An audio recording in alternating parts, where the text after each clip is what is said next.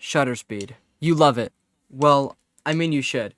It's used in many different ways, from different types of shows to the emotional effects you get from it. It can really impact your film or project depending on what you want. I decided to do 4 tests of it in a lower light environment to help show you why it's important to have correct lighting, as well as settings you would need to change and why. Before we get into the test, we need to first show you where you need to change these settings. Your shutter speed number would be located by where it says 10,000, and then your iris would be on the left side where it says f2.8. Those two you really need to change together because without one, it won't be corrected correctly, and sometimes you won't be able to see your shot because of the long close time or open time of the iris itself. To change it, you would need to go over towards, you need to hold down the shutter speed button here and move this dial here, as well as correcting it with the iris and doing the same thing there.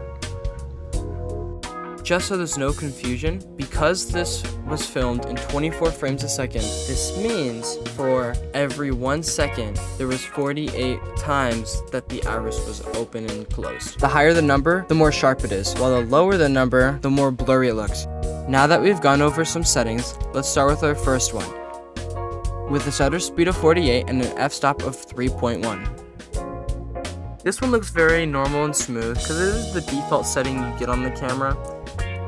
It does get a little bit grainy in low light, but overall it looks pretty good. For our next test, we use a shutter speed of 6 with the same f-stop as last time.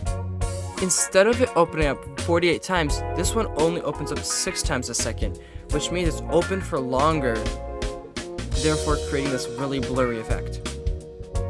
This one has a shutter speed of 192 with an f-stop of 2.8. This one is similar to the first one, except because it's a higher number, it looks smoother, but there was less time for the light to come into the iris, therefore it's getting darker, and I would need myself to adjust the f-stop to make it look correct. For this last one, I went crazy. I used an f-stop of 2.8, but a shutter speed of 10,000. This means there was no motion blur at all, but you can't see anything. This is because it's at night.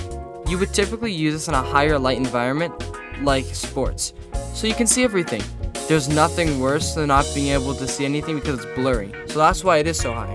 There is so many different things you can do with changing the shutter speed. Like I said before, you would need a really high one for sports, and for film, you could use a really low one for a dreamy or maybe even drunken lost effect, while you could also use the normal preset one just so you can see everything and have a little bit of a contrast so that effect is more profound. Thank you all for watching. I hope you all have a great rest of your day, and this has been Shutter Speed for Class 004.